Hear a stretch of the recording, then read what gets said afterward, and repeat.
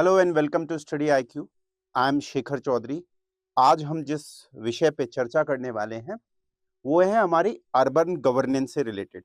आपने देखा होगा रिसेंट समय में बहुत सारी देश के शहरों में और इन पर्टिकुलर जो हमारी राजधानी है दिल्ली में कुछ एविक्शन ड्राइव चल रही हैं, डेमोलिशंस हो रहा है, जो इलीगली सेटल्ड लोग हैं। तो ये केवल और केवल एक एडहोकिज्म नहीं होनी चाहिए, हमारे पास प्लान होना चाहिए। हमारी जितनी भी सिटीज हैं उसमें बहुत बड़ी संख्या में लोग जो हैं ग्रामीण एरिया से या सेमी पर जो कस्बे हैं, छोटे छोटे शहर हैं, उन एरिया से बड़े शहरों में आते हैं रोजगार परंतु हमारे किसी भी शहर में जो माइग्रेशन हो रहा है उसको एज अ पॉलिसी के रूप में जब हम प्लानिंग करते हैं या फिर मास्टर प्लान बनाते हैं लिया नहीं जाता है। यही केस दिल्ली का भी है। तो आज जो हम चर्चा करने वाले हैं वो दिल्ली पे ज्यादा फोकस रहेगी, बट ओवरऑल पूरी अर्बन गवर्नेंस जो है या हमारी जो प्लानिंग है, अर्बनाइजेशन जैसा हमारा हैपाजार्ड है, उसके लिए वैल्यूबल बैठता है। साथ में यहाँ पर ये बहुत इंपॉर्टेंट रहेगा जीएस के सिलेबस के पार्ट से भी, क्योंकि अर्बनाइजेशन वैसे ही हमारा एक टॉपिक भी है।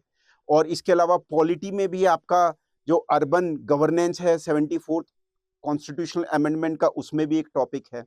प्लानिंग भी एक टॉपिक है। पब्लिक एडमिनिस्ट्रेशन में अपने आप एक यूनिट भी है, गवर्नेंस से रिलेटेड भी है ये जीएस से, और पब्लिक एडमिनिस्ट्रेशन से भी रिलेटेड एक बहुत महत्वपूर्ण एक टॉपिक है। तो जरा यहाँ देखते हैं, ये है मद्रासी कॉलोनी का एक सीन जो दिल्ली में है।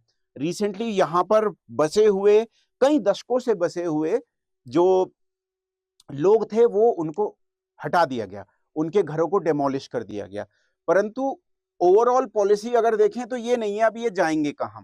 तो यहां पर प्रश्न उठ सकता है कि क्या सरकार की जिम्मेदारी है अगर आप किसी भी सरकारी भूमि पे अवैध कब्जा कर लेते हैं? तो हाँ, स्टेट की जिम्मेदारी है। स्टेट मतलब एक तो गवर्नमेंट ऑफ इंडिया है और स्टेट जो हमारी है राज्य, वो दोनों ही मिलके इस पॉलिसी को फेल हो गए हैं कि उसका कोई सॉल्यूशंस नहीं दे पाए हैं। अब यहाँ पर फेडरलिज्म का इशू है, ये पार्टी वो पार्टी, ये प्रधानमंत्री वो प्रधानमंत्री, इसमें हमारे जो मुद्दे हैं पीछे रह जाते हैं। तो ओवरऑल तो यस, स्टेट्स की जिम्मेदारी है और स्टेट एज अ एंटिटी जो सॉवरेन है उसकी भी जिम्मेदारी है। तो यहाँ पर देखते हैं illegal settlements and urban governance, ये एक नाला है। यहाँ पर मुख्यमंत्री जी जो दिल्ली की हैं वो जाके इसको देख रही हैं। ऐसे नालों में बहुत ज्यादा कीचड़ जम जाता है। यदि आपको यहाँ पर ये देखिए, एक व्यक्ति भी है, देखिए यहाँ पर बेयर हैंड से एक व्यक्ति इस नाले में सफाई कर रहा है। यहाँ पर अगर आप छोटा सा एक व्यक्ति दिखाई दे रहा है, देखिए ये ठीक है, अगर आप देख पा रहे हैं, यही मुख्यमंत्री जी भी देख रही हैं। तो ये हालत है हमारी सफाई की, ठीक है, एक चीज। और ये जो बड़ी बड़ी सी ड्रेन्स हैं, ये चौक हो जाती हैं, इनके किनारों पे लोग बसे हुए हैं, कूड़ा इन्हीं में फेंका जाता है। जब तक आप उस बसावट को नहीं हटाएंगे, इनको इसमें से गाद नहीं निकालेंगे जो मिट्टी है, तब तक आपके हर शहर में तालाब बनते हुए देखेंगे, लोग स्विमिंग पूल करेंगे गटर के पानी में। ये एक हकीकत है, चाहे आप रिसेंट में गुड़गांव में चले जाएं, दिल्ली में चले जाएं, मुंबई में चले जाएं। ये एक बहुत बड़ा हमारे अर्बन सेटलमेंट का फेलियर है। तो देखिए, over 350 homes were cleared in Jangpura Madrasi camp, और इसी के साथ साथ यहाँ पर जो बारापुल्ला ड्रेन है, ये जो ड्रेन है उसकी मैंने पिक्चर लगाई है। इनको अब सेटलमेंट नहीं है, ये कहाँ जाए इनको पता नहीं है लोगों को। अब यहाँ पर और देखिए, बाटला हाउस दिल्ली में एक जगह है, वहां पर 100 लोगों के घरों के ऊपर बुलडोजर चला है। अब यहाँ पर एक चीज आती है, लोग कह रहे हैं कि सुप्रीम कोर्ट ने जो प्रोसीजर बनाया है, कुछ लोग कह रहे हैं हमें तो नोटिस ही नहीं मिला, हम अवैध कॉलोनी में रह रहे थे पर हमें इविक्शन से पहले नोटिस मिलना चाहिए था, तो ड्यू प्रोसेस फॉलो नहीं हुआ है, ऐसा भी लोगों का कहना है। आगे बढ़ते हैं, देखिए। सो भारत की जो पूरी अर्बन पॉपुलेशन है, अब आप देखिए 2011 के सेंसस के अनुसार भारत में 31% जो जनसंख्या है वो अर्बन प्लेसेस में रहती है, शहरी इलाकों में।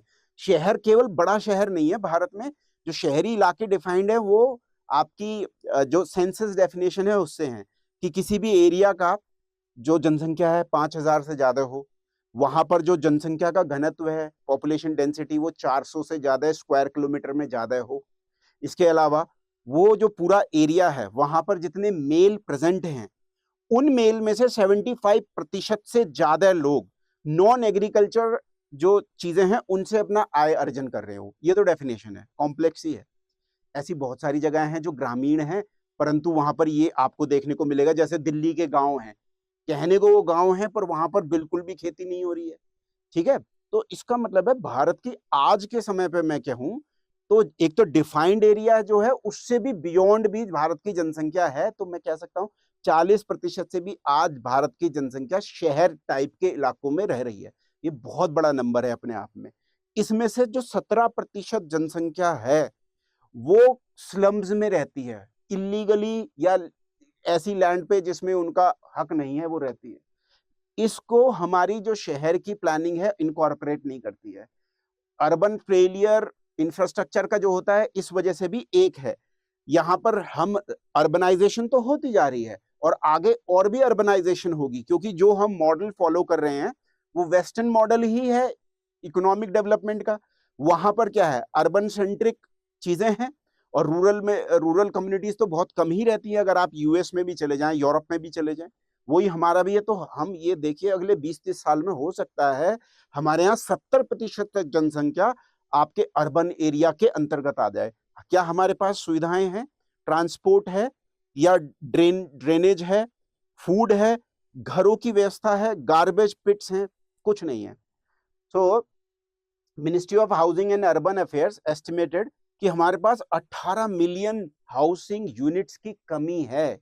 18 मिलियन बहुत बड़ा संख्या होती है हाउसिंग यूनिट्स। इसमें अगर 5-6 लोग रहें तो 18 को आप 5 से कर दीजिए मल्टीप्लाई, तो ये आता है आपका 90 मिलियन। ठीक है, तो 9 करोड़ लगभग। सो देखिए यहाँ पर, अब देखिए बाहर, ये देखिए बुलडोजर चल रहे हैं, ये आप देख पा रहे हैं यहाँ पर। ये क्या हो रहा है, दिल्ली में डेमोलिशन हो रहा है। ये घर बनाए हुए हैं लोगों ने, इलीगल घर हैं, लैंड पे इनका नहीं है। पर यहाँ पर आपका और मेरा भी घर हो सकता था, ये ध्यान रखने की बात है। क्योंकि हम वेल ऑफ हैं तो इसका मतलब ये नहीं है कि हम यहाँ नहीं हो सकते थे, राइट? या ऐसा भी कोई व्यक्ति हो सकता है आपके व्यूअर्स में, क्योंकि हमारे बहुत सारे देखते हैं जिसको कोई एक्सपीरियंस हो। आप बताइएगा कि आपने क्या कभी ऐसी जगह पर विजिट किया है या आपने कभी रहा है, ऐसी जगह पर रहने का मौका मिला है। हो सकता है आपने रिसर्च करा हो अर्बन गवर्नेंस में, तो आप जरूर कमेंट करके बताइए। आपके घर के आसपास हो तो गवर्नेंस और प्लानिंग का ओवरऑल फेलियर देखने को मिलता है यहाँ। सो हमारे यहाँ जो गवर्नेंस मैकेनिज्म है उसमें लोकल बॉडीज को ज्यादा शामिल नहीं किया जाता प्लानिंग में, ये एक दिक्कत है। 74th अमेंडमेंट आया तो, पर जो पार्टिसिपेशन है वो इनएक्टिव रही है हमारे यहाँ। कम्युनिटीज का इन्वॉल्वमेंट प्लानिंग प्रोसेस में है ही नहीं।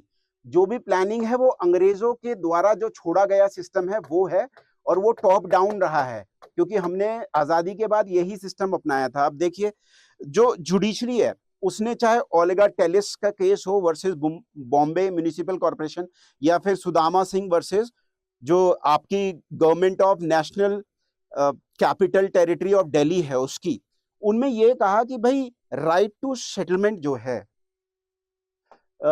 ये आपका रिहैबिलिटेशन प्लान जो है, या आप अगर सड़कों के किनारे रह रहे हैं और वहां पर कुछ कार्य कर रहे हैं तो सरकार की जिम्मेदारी बनती है, राइट टू लाइफ के अंतर्गत है, कि आपको इविक्शन करेगी तो आपके लिए व्यवस्था करेगी, ऑल्टरनेटिव कहां आपको बसाया जाए, वो आपकी आय अर्जन के साधन जोड़े जाएं जो आप पहले कर रहे थे ऐसी जगहों से। तो क्लियरिटी जुडिशरी की तरफ से तो है, पर गवर्नमेंट के पास ना तो रिसोर्सेज हैं ना ही पॉलिटिकल मंशा भी है। और जब मैं ये बात कर रहा हूं तो ऐसा हमें मानना पड़ेगा अक्रॉस दी पार्टी लाइंस। ठीक है, ये एक कमी रही है हमारे यहाँ।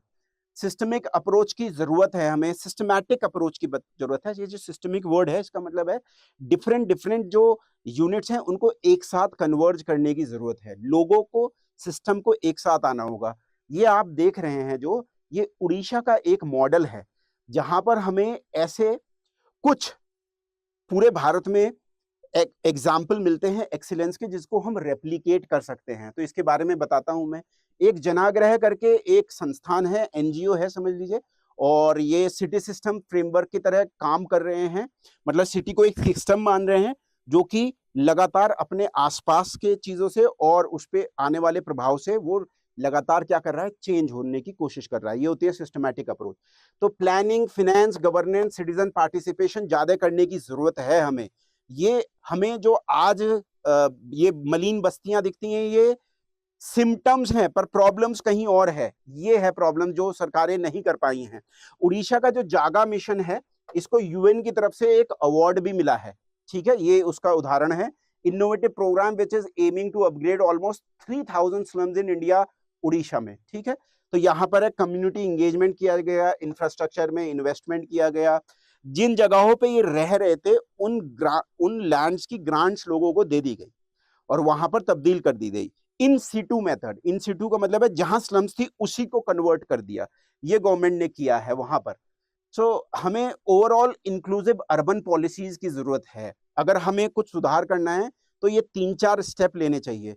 यहाँ पर आप ध्यान रखें अर्बन गवर्नेंस में, जीएस में, और जब आप लिख रहे होंगे पब्लिक एडमिनिस्ट्रेशन में मेंस, तो इन पॉइंट्स को बता सकते हैं। ये जो जगह है जो दिखाई दे रही है, ये रायपुर में तेली बांदा एक जगह है और मैं यहाँ पर जा भी चुका हूँ। एक यूनिवर्सिटी में मैं वहां पर असिस्टेंट प्रोफेसर था, तो ये उस यूनिवर्सिटी के द्वारा स्टडी करा गया एक प्रोजेक्ट था, तो मैं गया था। तो रायपुर आपको पता है, नया रायपुर, रायपुर क्या है, छत्तीसगढ़ की राजधानी है। इसका मैं एक एग्जाम्पल आपको बताता हूँ, पहले ऐसा था और फिर कैसा कन्वर्ट हुआ। और अगर हम ये सब चीजें करेंगे तो आंसर में अगर आपको लिखना हो तो इन सब चीजों के बारे में भी लिखेंगे। We need policies that are inclusive and sustainable. Eviction must follow due process. ये बहुत जरूरी है। So ये जो एडहॉकिज्म है कि बुलडोजर लाके हटा दिया, that is according to law, but इसमें भी जो प्रोविजंस हैं उनको कई जगह फॉलो नहीं किया जा रहा है, ऐसा लोग बता रहे हैं। तो इसमें आप लोगों को क्या करिए, नोटिस दीजिए, टाइम दीजिए ताकि वो एविक्ट कर सकें। बहुत सारी जगह पर लोगों की भी गलती है, कहीं पर सरकारी जो मुलाजिम हैं, कर्मचारियों की भी गलती देखने को मिलती है। इन सीटू, तो जहां पर ऐसे स्लम्स हैं उनको बेहतर कर दीजिए। Planning authorities must mandate inclusively zoning. अब ये क्या है, शहर को जब आप डेवलपमेंट कर रहे हैं तो उसका जोनिंग होता है, मतलब कहां पर रेजिडेंट रहेंगे, कहां पर सीबीडी रहेगा, सेंटर बिजनेस डिस्ट्रिक्ट रहेगा, कहां पर इंस्टीट्यूशंस रहेंगे। तो उसमें आपको ये भी करना है कि हमारे शहरों में जो गरीब जनता आएगी रूरल एरियाज से, उनके पास रहने को सुविधा नहीं होगी, टॉयलेट्स नहीं होगी, उनके लिए ऐसी सरकारी जगह होनी चाहिए। या तो आप कोऑपरेटिव के माध्यम से या प्राइवेट सेक्टर के माध्यम से या सरकारी माध्यम से वहां ऐसा करिए कि बहुत ही मिनिमम रेंट पे आके लोग रह सकें। छोटे ही दीजिए उनको, एक ही कमरा दे दीजिए ताकि झुग्गी झोपड़ी डेवलपमेंट ना हो। ये है इसका मतलब। इसके अलावा क्या करना है, मॉडल टेनेंसी एक्ट है जो 2021 में आया, उसको अगर लगाएं तो ऐसी जगहों पे यदि आप मॉडल टेनेंसी एक्ट लगा के भी और बहुत ही लो प्राइस पे हाउसिंग यूनिट्स देते हैं तो चीजें बेहतर हो सकती हैं। पर ये जो मॉडल एक्ट था ये सेंट्रल गवर्नमेंट ने लगाया, उसके बाद 4 ही स्टेट्स ने इसको अपने यहाँ पर इनैक्ट किया। आसाम है, उसमें उत्तर प्रदेश है, तमिलनाडु है, एक और स्टेट है, और जगह पे नहीं है। तो गवर्नमेंट जो है वो इसमें बहुत सीरियस नहीं है। वार्ड लेवल पार्टिसिपेटरी गवर्नेंस बहुत जरूरी है। यदि वार्ड लेवल प्लानिंग होगी, शहर के अंतर्गत मेयर का इलेक्शन होता है और वार्ड मेंबर्स का, कॉर्पोरेटर्स जिन्हें बोलते हैं, वहां पर लोगों को शामिल करिए। ये टॉप डाउन अप्रोच है, पता ही नहीं चलता है लोगों की समस्या क्या है। Urban policy must embed migrant worker, ये बहुत है।